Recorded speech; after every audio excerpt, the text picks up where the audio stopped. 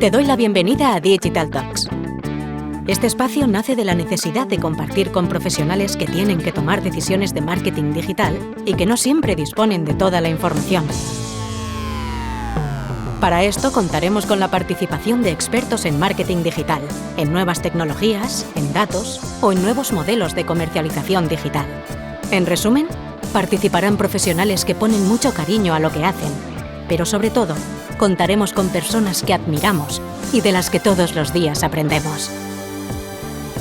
Somos T2O, una consultora de marketing, ventas y estrategia digital. Esto es Digital Talks. No tenemos verdades, pero sí muchas certezas. Arrancamos.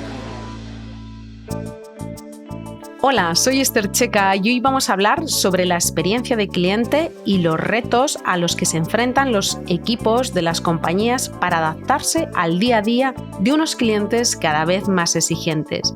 Para que nos cuente cómo ha evolucionado esta disciplina, hoy contamos con Alberto Salviejo. Alberto es Global Head de Digital, Customer Experience, Marketing y Excelencia Comercial de Borealis, uno de los líderes globales de la industria petroquímica. Alberto tiene 20 años de carrera en grandes organizaciones industriales. Los últimos 8 años ha dirigido proyectos de transformación de negocio alrededor de la experiencia de cliente y la digitalización. Durante estos años ha demostrado que es posible conseguir niveles de satisfacción de cliente a la altura de los mejores B2C en industrias tradicionales y tiene amplia experiencia en procesos de diseño y adopción de tecnología para clientes y usuarios internos. Todo ello con una perspectiva de impacto positivo en personas y cuenta de resultados. También una buena parte del tiempo de Alberto la dedica a la docencia. Actualmente forma parte del claustro de profesores de ISDI y ESADE.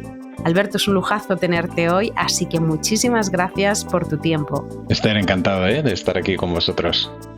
Antes de arrancar y meternos en harina, siempre me gusta poner en contexto la temática, así que me gustaría que nos hicieses una breve intro de qué es la experiencia de cliente y luego vamos a ver cómo se debería arrancar un proyecto de estas características. Bueno, pues tenemos un temazo para hoy, Esther, yo creo. Es un tema ancho, voy a ver si soy capaz de daros al menos mi visión sobre el tema, ¿no? Experiencia de cliente es para mí la suma de, como su propio nombre indica, experiencias, interacciones, pero ojo, también emociones, ¿vale? Que tiene cualquier relación entre una empresa y un cliente. Muy importante sobre todos los canales, ¿vale? Y la ausencia de canales en sí mismo también dice bastante sobre lo que es la experiencia y durante toda la relación entre esa empresa y ese cliente. Y eso te da como para decir, ¿y cuándo empieza esa relación? Pues yo diría que donde empiezan todas las posibles relaciones en el mundo de hoy, ¿no? Que es en ese primer momento de la verdad cuando nos googlean, ¿no? Cuando nos buscan. Como dicen los chavales ahora, cuando te stalkean, ¿no? Cuando un potencial cliente saca su móvil o se mete en internet y hace una búsqueda sobre tu marca, ¿no? Ahí puede empezar o de hecho puede no empezar la experiencia de cliente. Con lo cual esos puntos es una mezcla de temas muy medibles, muy claramente más pragmáticos si quieres y temas más emocionales. Abarca todos los canales y no tener según qué canales a día de hoy ya es un pecado original en esa experiencia de cliente y abarca toda la relación que tengamos con el cliente y a veces esa relación empieza o no empieza mucho antes de lo que creemos. Alberto, entonces con esta intro, con este contexto que nos has dado, ¿cómo ves que se debería empezar a arrancar un proyecto de estas características en función de tu experiencia? Pues muy buena pregunta. ¿Dónde empezamos? Pues empezamos entendiendo y empezamos reduciendo lo máximo posible el riesgo de equivocarnos. ¿Y eso qué supone? Pues supone que hay que hacer un trabajo de investigación.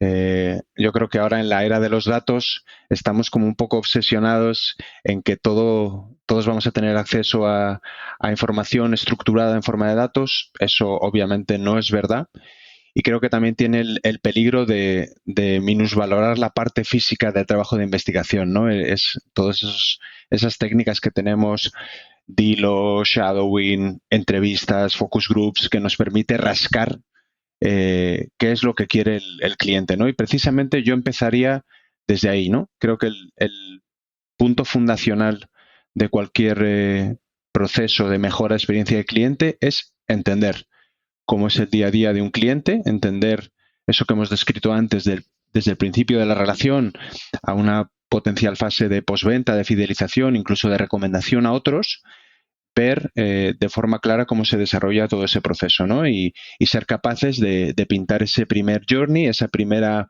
gráfica que nos permite entender, sobre todo y de forma muy, muy importante, cuáles son los momentos de la verdad, ¿no? Cuáles son esos momentos que tienen una importancia desproporcionada sobre la percepción que tiene el cliente de nuestro servicio, de nuestro producto, ¿vale? Eso es lo más importante. Yo siempre empezaría por ahí.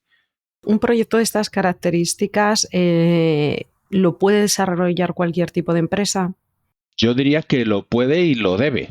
Creo que hay algo muy interesante que está ocurriendo y de hecho, si yo pienso cómo yo me acabé metiendo en este lío, es porque yo que siempre he trabajado en entornos más industriales, más B2B, si quieres, menos sexys, ¿no? Menos expuestos a todo lo que estaba ocurriendo en el mundo del business to consumer, del B2C, me di cuenta de algo que parece muy tonto, pero que es que esos compradores profesionales son también las mismas personas que estaban expuestas a todos esos cambios revolucionarios en la forma de acercarse al cliente, ¿no? Todo lo que ha hecho Amazon con el retail o lo que ha ocurrido con la movilidad o con los viajes o con tantas y tantas otras cosas. Y ahí se ha abierto, yo creo que una avenida muy interesante en la que yo ya llevo trabajando bastantes años, que es cómo vamos aplicando todos esos paradigmas que se nos ha quedado en la cabeza de los consumidores y vamos aplicándolos al resto de interacciones y por supuesto también al B2B, con lo cual creo que esa es una de las primeras barreras mentales a derribar, ¿no? Eso que ocurre tantas veces, yo que ya he trabajado en varias empresas en esto, he asesorado a otras, no, mis clientes son un poco más a la vieja usanza, ¿no? Esto en mi sector no se puede dar. Creo que esa es la primera barrera mental a rebatir y decir, sí, por supuesto, yo aquí tengo humanos del año 2024 que compran digitalmente, que están acostumbrados a que les sirvan en el día, que la experiencia de cliente sea top y todo lo que no sea que ocurra eso en mi propio negocio, pues es una oportunidad perdida, ¿no? Y ese es el enfoque que yo creo que hay que darle. Junto a esto, a mí otra cuestión que me gustaría que nos contase, sobre todo por el concepto de la omnicanalidad, que está o debería de estar intrínsecamente ligada en un proyecto de estas características, me gustaría que nos contases qué aspectos ves que se deberían de tener en cuenta para desarrollar un proyecto de omnicanalidad efectivo cuando hablamos de experiencia de cliente. Pues otra vez, ¿no? Poner en valor el journey, entender a tu usuario y entender dónde cada canal es más efectivo para una estrategia muy clara, si es la que quieres seguir, ¿no? Que es mejorar la experiencia de cliente. Ahí vas a entender si se trata de conveniencia, de rapidez, o si se trata de tratar algo con más profundidad, si hay un potencial momento de desconfianza o hay una queja. Eso te va a enfocar muy bien qué tipo de canal es el más idóneo para que tú utilices en ese momento del journey. Y otra vez, recalcando la importancia de enfocarnos en los momentos de la verdad, ¿no? Y asegurar que ahí no ahorramos costes, no tomamos atajos a la hora de utilizar el canal que mejor va a resolver ese posible pain del cliente o mejor va a aprovechar esa oportunidad sin enfocarlo todo en ver lo que potencialmente pues, puede ser más beneficioso para nosotros, ¿no? Sí que la pregunta que te voy a hacer es una pregunta amplia, pero me gustaría saber aquí qué papel debe de jugar la tecnología en un proyecto de experiencia de cliente. Bueno, pues tecnología absolutamente sí, ¿no? Luego la pregunta es ¿para qué? ¿Vale? Y yo creo que ahí es donde hay que tenerlo muy claro, ¿no? Todavía es 2024 y vemos algunas declaraciones de CEOs diciendo, pues yo quiero digitalizar mi negocio, ¿no? Y le quiero llenar de tecnología. Esto a mí siempre me suele sonar a no tengo clara la estrategia, ¿no? Supongamos que tenemos una estrategia de diferenciación por experiencia de cliente, ¿vale? Como es el tema hoy, yo creo que inmediatamente se te abren puntos muy claros de dónde utilizar tecnología, ¿no? Para mí la the big C, ¿no? La gran C, la conveniencia, que para mí es algo ahora que tenemos taladrado en nuestro cerebro de consumidor, que ponderamos de manera muy fuerte y que tienes que tener en tu propuesta de valor para tu cliente. Pues ahí la tecnología juega un papel fundamental, ¿no? Donde tú quieras, en el momento que tú quieras.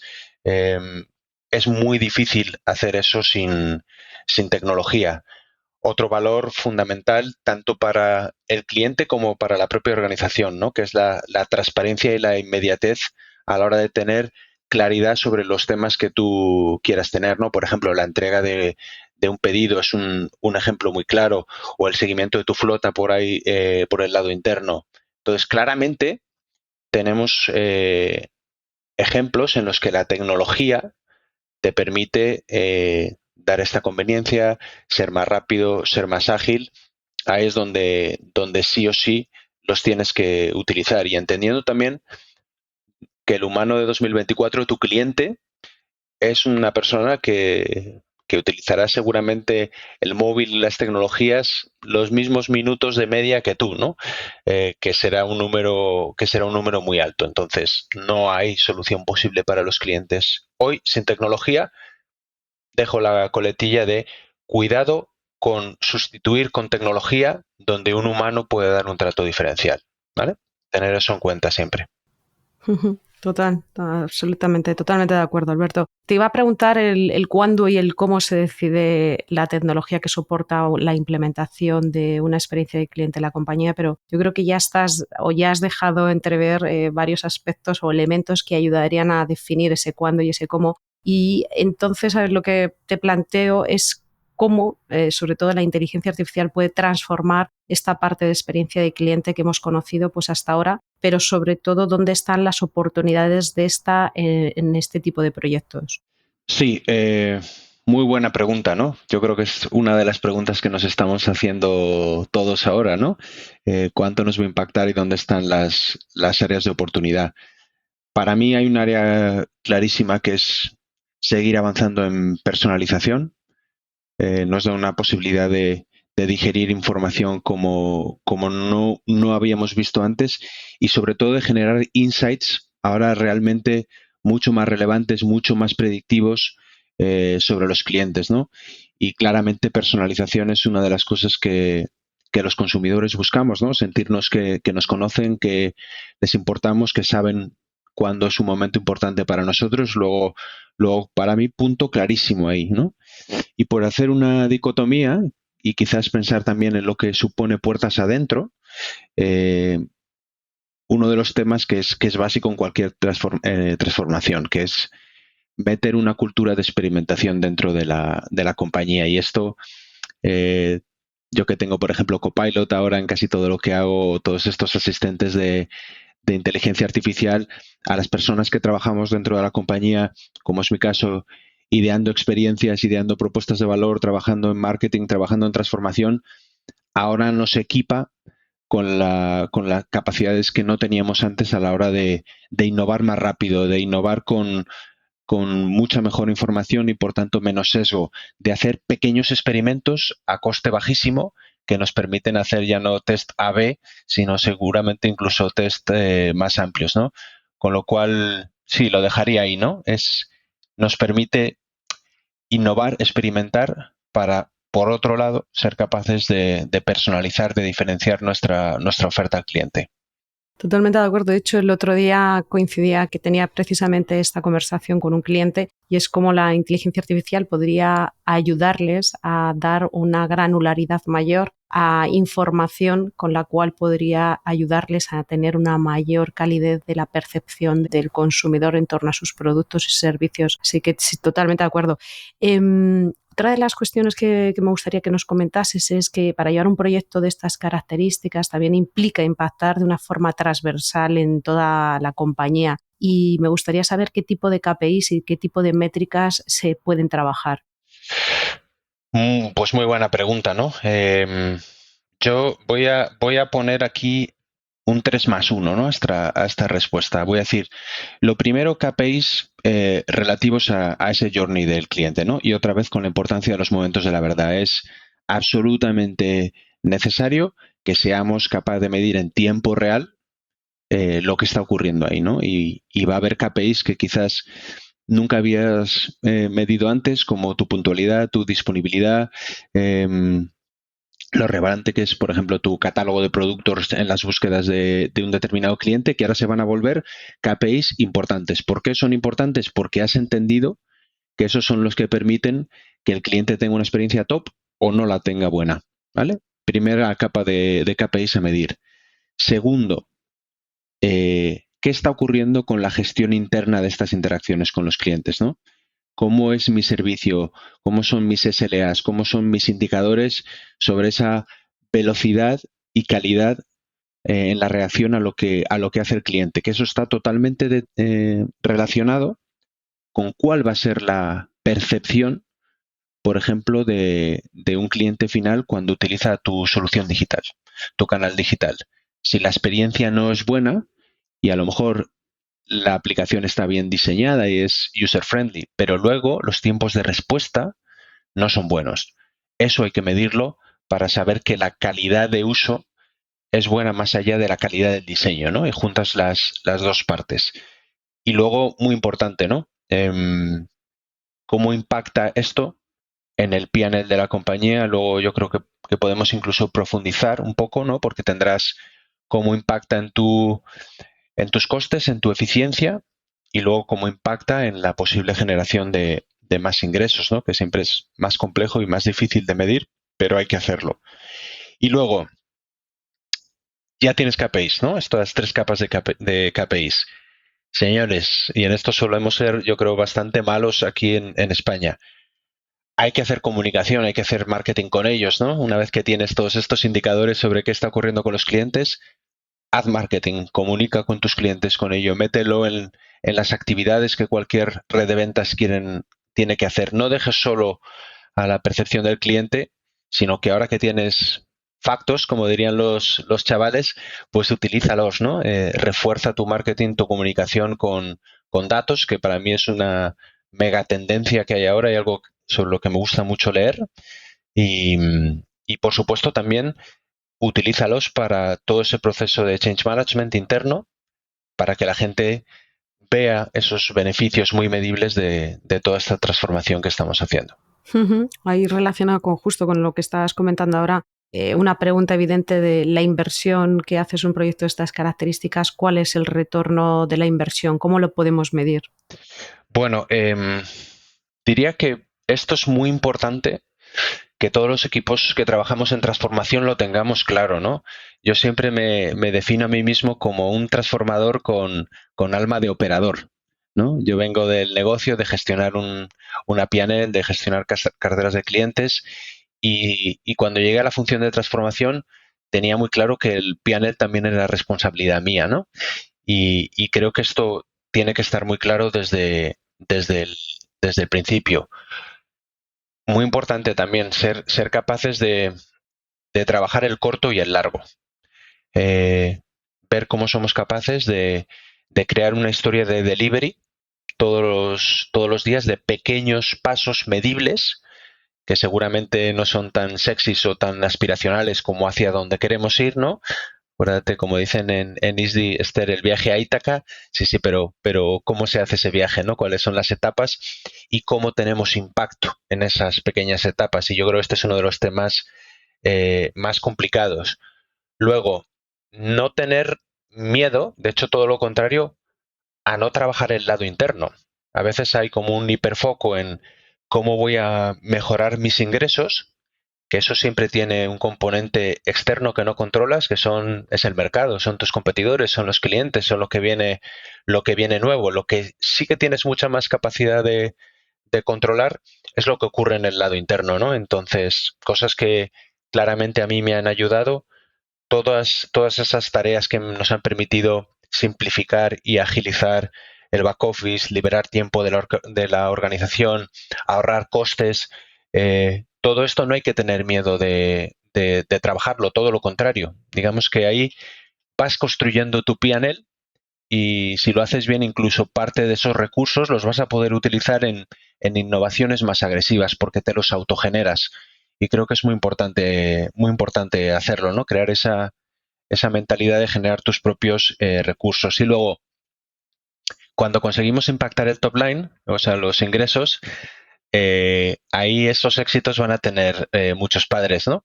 Entonces yo creo que algo importantísimo es también tener claro desde el principio cómo son tus modelos de atribución, ¿no? Cómo eres capaz de medir en algo que no es fácil, cuál es el impacto de una mejor experiencia de cliente en los indicadores comerciales clave, ¿no? En el ticket medio, en las recomendaciones, en el lifetime value de un cliente. Es importante tener claro cómo ese modelo y acordarlo con toda la organización para que luego, cuando veamos esas mejoras, pues sepamos cuál es la contribución de toda esta estrategia de transformación a esa mejora de resultados. Nos has comentado varias cosas y de algunas pues no dejan de ser, o algunas podrían ser grandes retos para implementar un proyecto de estas características, pero me gustaría, en base a la experiencia que has tenido durante estos años, tanto en entornos B2B como B2C, me gustaría saber cuáles son los principales desafíos a los que se enfrenta una compañía cuando se plantea implementar un proyecto de experiencia de cliente. Buena pregunta. Yo creo que lo primero de todo es definir esa estrategia de experiencia del cliente, ¿no? Y crear un propósito muy claro para toda la organización de cómo queremos competir en el mercado, ¿no? Cómo queremos que se nos perciba. Y si el ejemplo es yo quiero competir por dar la mayor experiencia de cliente, pues incluso seguramente tendrás que elegir entre alguno de los atributos que van asociados a eso, ¿no? Yo pongo un ejemplo de algo en lo que trabajé mucho, en el que lo más importante era la conveniencia, ¿no? Si por algo nos tienen que reconocer es por lo fácil que es hacer negocios con nosotros, ¿no? Una vez que tienes esto claro, hay un trabajo de alineación de todas las áreas muy importantes, ¿no? Porque si los que estamos expuestos a clientes trabajamos hacia un lado, pero luego áreas clave del espinazo de la compañía como logística o operaciones, pues pueden tener otras líneas de trabajo que a lo mejor están incluso determinadas por los objetivos que tienen, por los incentivos que se les ponen, pues ya estamos generando conflicto desde la primera capa, ¿no? Con lo cual, una vez que está esa estrategia clara y, por supuesto, bien apadrinada y empujada por el CEO, por el director general, pues que tengamos a nivel de comité de dirección un acuerdo sobre esto. Ya casi te estoy dejando caer que es importante que la función de transformación sea una función homologable a estas funciones de negocio, ¿no? Y con un sitio en la mesa y con una capacidad de participar y de guiar esta discusión de forma importante. Luego, lo previsible es que no tengamos todo el talento que necesitamos para hacer una transformación así. Y creo que este es uno de los debates grandes. Sí, tenemos ahora la ayuda que hemos comentado de la inteligencia artificial, pero el 99% de las compañías que no somos los 10 titanes digitales tendremos que buscar ese talento. Y aquí voy a hacer para mí un punto muy importante de qué es el talento necesario para tener éxito en transformación. Y para mí es siempre una mezcla del talento digital, techie, marketingiano, de experiencia de usuario, que no tenemos la mayoría de compañías y que hay que salir a buscar fuera. Daría para un capítulo de podcast cómo atraemos ese tipo de talento a compañías no sexys, pero hay que currárselo.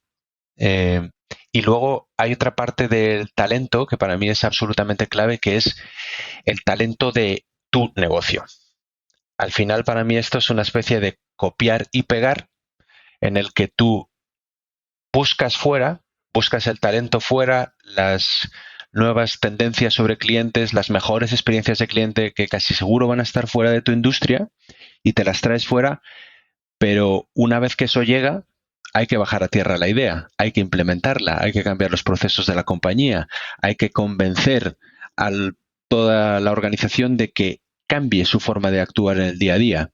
Y eso te implica que vas a tener unas necesidades de perfiles de negocio muy importantes. ¿Y cuál suele ser el reto? Que eres un área nueva, si todo se ha hecho bien, muy conectada con la estrategia, con un puesto en el comité de dirección, pero la gente que está en tu compañía dice, uy, estos chicos nuevos, ¿qué hago? ¿Me voy yo a ese departamento o me quedo en una apuesta segura que son mis áreas core en las que llevo haciendo toda mi carrera? Entonces, ¿cómo consigues no solo a los mejores de fuera, sino también a los mejores de dentro?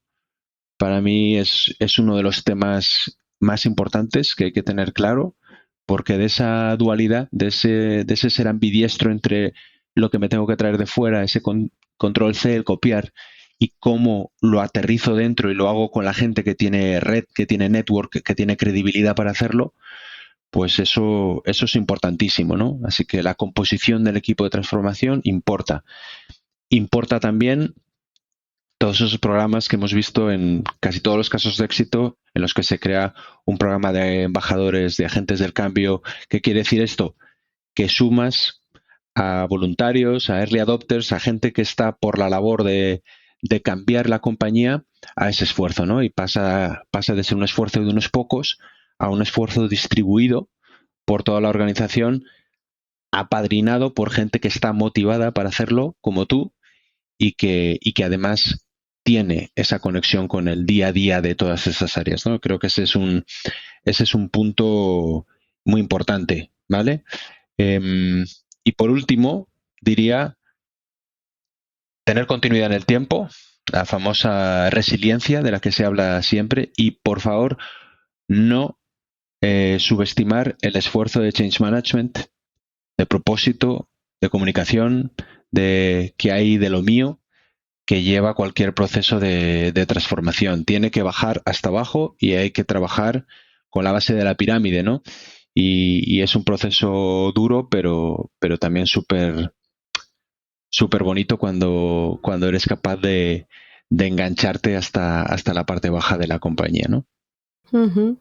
Muy claro, Alberto. Para cerrar, a mí me gustaría saber quién lidera un proyecto de estas características para asegurar el buen gobierno. En esta última pregunta has puesto mucho foco en los recursos humanos y el rol que tiene que cubrir o tener en este proceso, pero ¿quién lidera un proyecto de estas características? Para mí es un proyecto de negocio y claramente tiene que estar liderado por negocio. Entonces, lo que ocurre es que yo creo que las definiciones de negocio están cambiando muy rápidamente, ¿no? Antes asociábamos perfiles de negocio a operadores, a comerciales, y ahora hay muchas más capas que tener en cuenta, ¿no? Como los perfiles generalistas profundos ahora son ganadores, pues por supuesto es negocio, pero negocio con conocimiento de tecnología, negocio con manejo solvente de datos, negocio con entendimiento y liderazgo sobre los procesos de diseño, y yo diría que ahora también una parte clave son las capas de change management, de comunicación, de seducción que tiene que tener cualquier líder de negocio. ¿Eso quiere decir que la única responsabilidad sobre esto va a ser de un director de negocio? No, creo que no. De hecho, muchas áreas de transformación lo que hacen es buscar híbridos entre negocio, tecnología y marketing para poder hacer estos roles. De hecho, está ocurriendo, pero sí que claramente diría que no se me enfaden los tecnólogos de la sala. No es un proyecto solo de tecnología. Claramente es un proyecto de negocio para mí, liderado de forma inclusiva desde el negocio. Pues Alberto, muchísimas gracias por tu tiempo, muchas gracias por el recorrido tan práctico que nos has hecho sobre los aspectos que hay que tener en cuenta en el desarrollo de una experiencia de cliente omnicanal, cuándo y cómo debe de entrar la tecnología, la forma en la que pueden ser medidos estos proyectos, cómo involucramos a la organización y sobre todo cómo las personas cobran un papel fundamental en el éxito de la experiencia de cliente. Muchas gracias por tu tiempo, Alberto. Encantado de estar con vosotros. Un abrazo. Nos volvemos a escuchar en unas semanas. Mientras tanto, puedes leernos en las redes sociales de t2o.com. Estamos en LinkedIn, Twitter y Facebook. Y si quieres volver a escuchar este podcast, lo podrás encontrar en nuestro canal Digital Talks, en Spotify, iVoox, Google Podcast y Apple Podcast.